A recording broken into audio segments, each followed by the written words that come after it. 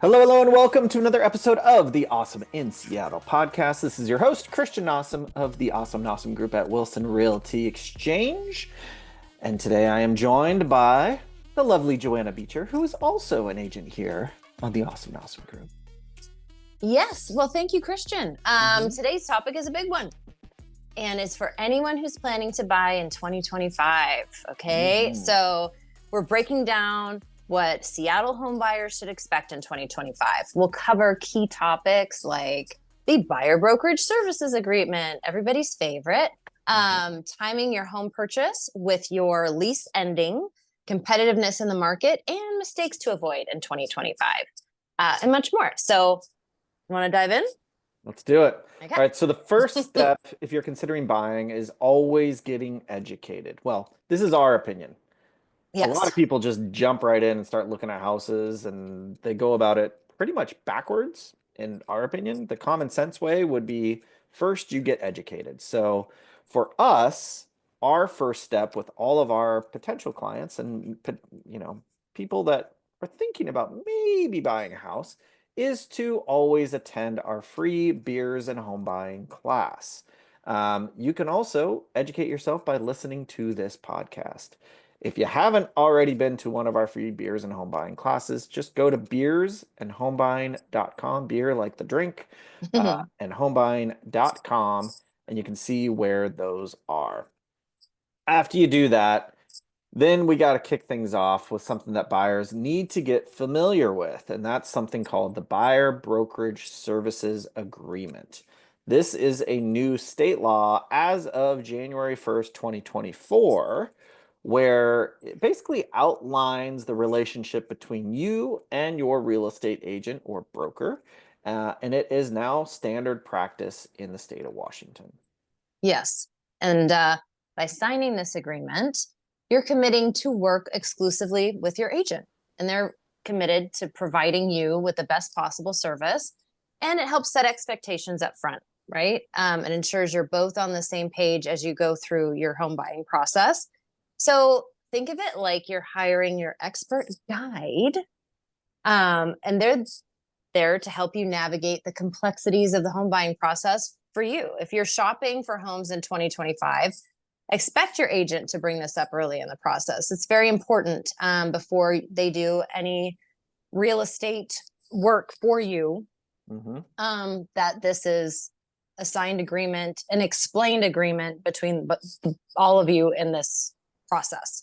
A quick tip from me to you is when discussing this agreement with your agent, ask about their communication style, their availability, and their strategies for finding homes that fit your criteria.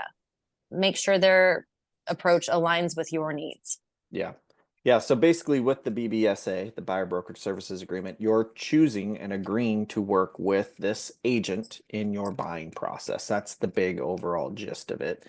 So if you're going to choose someone, make sure they're on the same page as you and that their process makes sense for you. We have a very different one than the majority of agents out there. So that's probably why we have so many people that do work with us, but we're not for everybody. So make sure that if you're going to work with someone, it makes sense for you and how you like to work. Yep. Next up, let's talk about timing, specifically how to align your home purchase with the end of a lease. Now, this happens a lot. So people, they're in a lease for a year or whatever, and they're like, how do I figure out how to time this up? Because that's not necessarily easy. So Joanna, what do you got for us? Well, this is really important because currently and always, there's always buyers that get caught in this tough spot of either paying for a lease and a mortgage simultaneously, and they don't want to do that, and they either rush to find a home because the end of their lease is coming up and they don't want to go month to month, or they're trying to plan it out just right, like a year or a few months in advance, and it's tough to time, put it that way. But this is one important thing to talk about with your agent and your lender, just to make sure that everybody's on the same timeline. And especially just knowing when you want to start your search and that you could surprise yourself and find something very quickly. So what does that look like? You know, there's all these things to talk through, and don't just try to like get it right in your head. You know, Yep. this is why you hire someone to work with, because we can Yep. help with that. Yep. Totally. And remember too, if you're in a competitive situation, like if you're making an offer and there's 3 or 5 or 10 other people making an offer on the same house, that closing timeline can sometimes shift because you might say, Yeah. well, ideally, I would like a 30-day closing, but in order to get your offer accepted, you need to close in 10 days or 14 days so that you can beat out those other buyers without any additional cost to or any additional higher price, but you're closing that time frame gap, which is a big selling point to the seller. Um, so adding a little bit of cushion to your plans is always a good idea. Really just trying to stay flexible. It's almost impossible to totally get this timing perfect because you got to find the right house in the right timing where you can actually close, in the perfect ideal time frame, and it's probably not going to happen. So don't even assume that it's going to, because it just probably won't. So Right. assume that you're going to have some overlap of some sort, which at the end of the day isn't a big deal. No. Like moving out one weekend and having to clean it and move into the next one that same weekend, like that's super stressful. So getting some extra time can be a big plus. I Um, agree with you on yeah. that. Now that said, a couple things that we like to always recommend is before you start looking, ask your property manager, hey, if I do break the lease early, if for some reason I find something 3 or 6 months early, or 1 month early, or 2 months early, whatever, can I break the lease? And if I do, what is the penalty? So know that penalty up front. Another thing too is saying, hey, can I negotiate a month-to-month lease extension? So that if you are looking for a house and you don't find one by the end of your lease term, that you can still stay there and you don't have to move twice back to back. Generally, that month-to-month lease extension is going to be a little bit more every single month. In the big picture, that's probably less expensive than moving, like I said, again and again, just to save a little bit of money. Paying an extra 200, $300 more to stay and not have to move for a couple months is probably worth it. Yeah. So we have some market predictions, right, for 2025, but we actually have a podcast that we're going to do about that. Yes, So we won't go yes. in depth, but we did want to talk about competitiveness, and what we might expect in 2025. So just to briefly, glaze or graze over this, basically we're predicting patches of competitiveness, and that is especially if rates are to drop.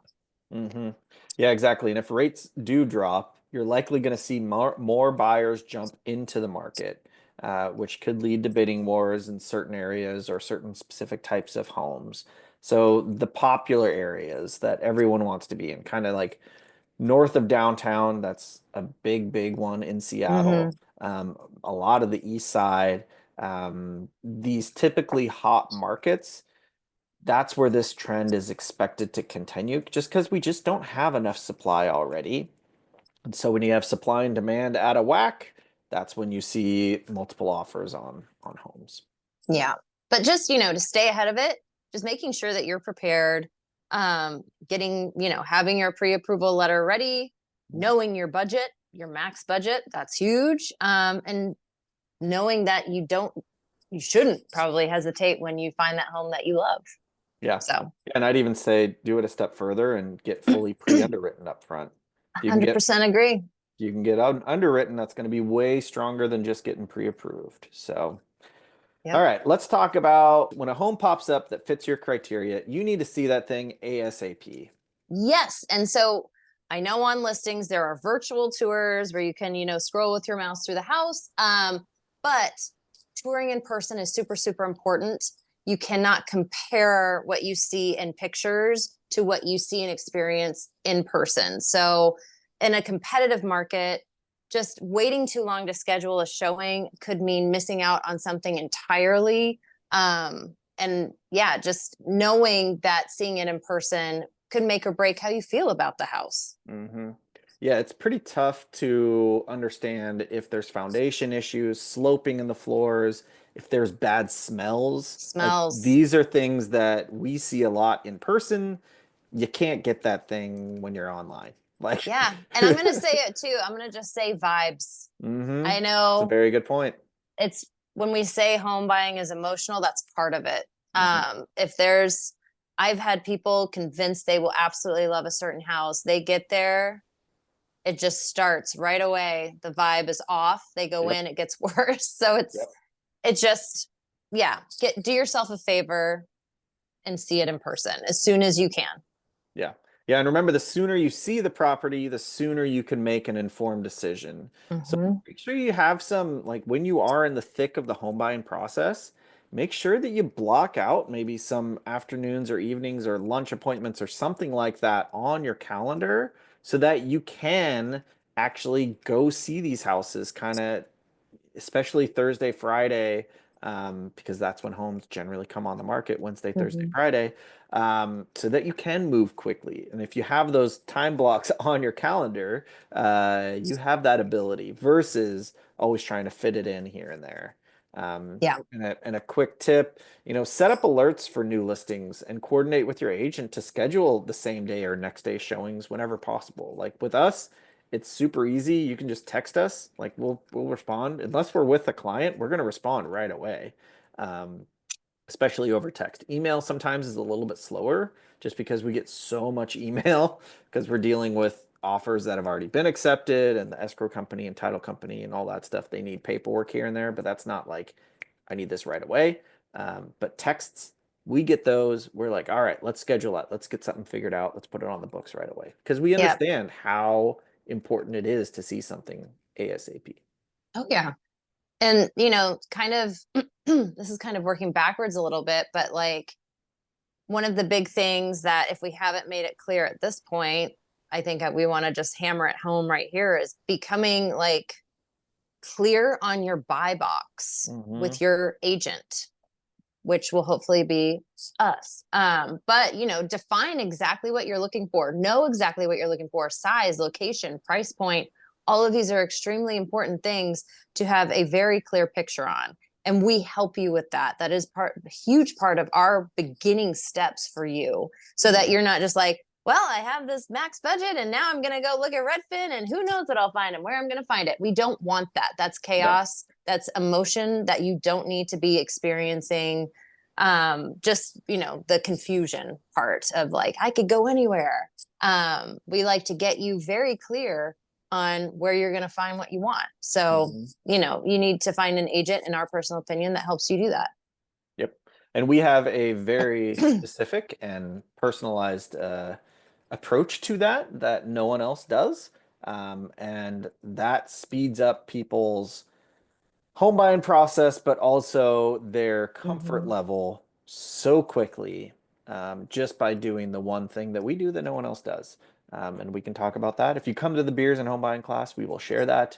Um, but Yep. having that clear buy box, it not only helps you stay focused, it also ensures that your agent can act quickly when the right property comes along.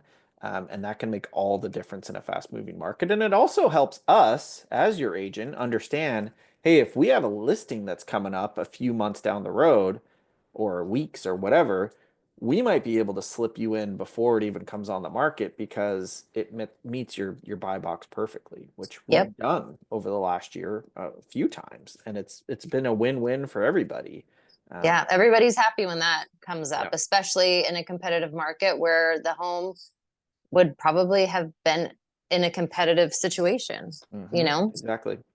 A Yeah. good tip, we like to give these tips out throughout this episode. Write down your top priorities and rank them, and then share this list with your agent so that we can tailor your search to your needs. So really become clear on what is the most important, top 5, 10, whatever, however many items you need or desire, and then rank them. And there could be, three number one things like you have to have these three things, whatever that is. That's fine. It's not like it has to be one, two, three perfectly aligned like that. So Yeah. Let's talk about loan limits. New Yes. loan limits. This could expand what the buyers can afford, which is awesome. Yeah. So, yeah. Yeah. So for 2025, the conforming loan limit in King, Pierce, and Snohomish County jumped almost $200,000, which is crazy. Yeah. So it's now over $1 million. So it's now $1,037,300. So you're asking what the heck is a loan limit and why does that matter to me? Well, the Oh, higher wow. the yeah, the higher the loan limit means that you might be able to qualify for a more expensive home while still using a conventional loan. Conventional is kind of the least expensive if you go over that loan amount. So the loan you get can go up to $1,037,300. So Wow. basically $1,040,000. It's an easy rounded number. Uh, Hmm. so with, as little as 3.5, 5% down, you can get a loan of over $1 million now, which That is is wild. yes. And what's even crazier is if you're going to buy a duplex, triplex, or fourplex, those loan limits jump up. And for a fourplex, it was like $30,000 below $2 million. So you could almost get a $2 million loan with 5% down. That is That's amazing, It is actually. amazing. That It is helps amazing. people a lot, Yes. actually. Yes. That's So great. this will help a lot of people get into maybe those little bit more expensive homes Hmm. that, if they didn't have a huge down payment, they couldn't get into. That was kind of limiting how much they could Yeah. afford. That's going to jump up. And the reason this is important is because those jumbo loans, like we talked about, they usually have a higher interest rate. Their criteria is much more harder to qualify for. And they're just more of a pain in the butt, to be honest, to get. So this is a huge change for 2025, and it's going to help a lot of people. Well, speaking of things that will help a lot of people, Hmm. we have home buyer programs. Yeah. So don't want to forget about those. Hmm. These are often local or state programs designed to help first time home buyers with down payments, closing costs, or even lower interest rate. Yeah, and there's a lot of these programs. Well, maybe not a lot. There's a few of these programs out there.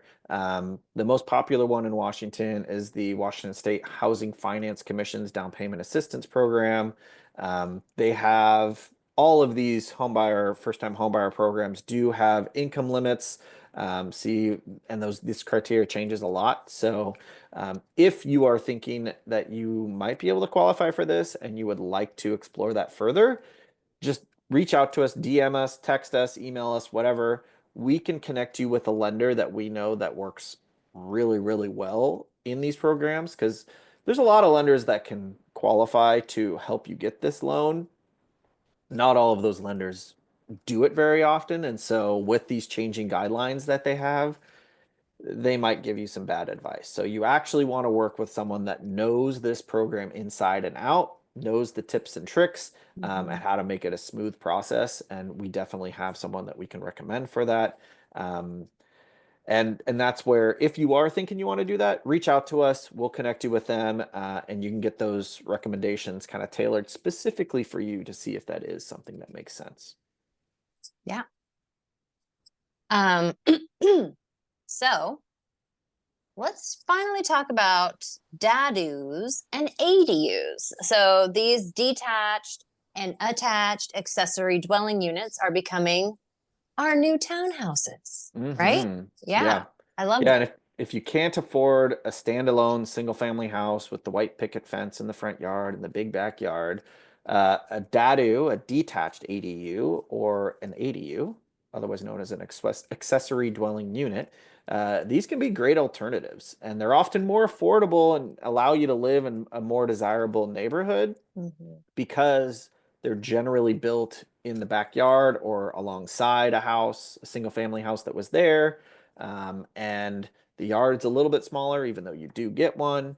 Um, they're also a fantastic option for multi-generational living or even for generating rental income. Like if you are able to buy a single family house and then you build one of these DADUs or ADUs, you can keep that thing. You don't have to sell it. You can sell it, which is Mhm. amazing. And I can talk for hours and hours on DADUs because I develop these and sell these and have Well, we haven't kept any yet, but we will be keeping some, I'm sure, at some point. Um, Cities like Seattle have been pushing for more DADU and ADU development to increase housing options. Also, for them, for the city, they like that extra property tax because that generates a lot of revenue for them. So Yeah. kind of selfish for them. But it works. It kills two birds with one stone. Creates Yeah. more taxes and it creates more affordable housing. So a good tip here, check zoning laws in your preferred neighborhoods and consider properties with existing DADUs, or the potential to add one as a way to potentially lessen your total overall expenses, and maybe even lessen how much you have to pay out of pocket because you have a rental unit that can help offset your mortgage. I think they're a great option Yeah. for first-time home buyers. Yep. In summary, 2025 is shaping up to be a very exciting year for home buyers in Seattle. Whether it's understanding new agreements, navigating competitiveness, or exploring alternative housing like DADUs and ADUs, what we know is preparation is key. Yep, that's right. And remember, working with an experienced agent can make all the difference. If you're thinking about buying a home in the Seattle Mhm. area, we don't just work city specific in Seattle. We're kind of on the whole Seattle Metro Puget Sound region. We go all over the place because we have a nice team that can do that. So, if you are interested in working with us, don't hesitate to reach out at all. We are, again, the Awesome Nossum Group. We would love to help. You can always come to one of our classes at beersandhomebuying.com. They're totally free. Or if you're just ready to chat and maybe you've already come to a class, maybe 2, 3, 4, 5, 6, 7, 8, 9, 10, 11 years ago, because that's how long we've been doing them, you can just schedule a strategy session with us right on our website, awesomenossum.com. Yeah. Well, thanks for tuning in to the Awesome in Seattle podcast. And don't forget to subscribe for more real estate insight and tips. And as Christian already said, you can find us at awesomenossum.com/schedule to book a chat with us. Awesome. We'll see you next time on the Awesome in Seattle podcast. Thanks, guys. See ya.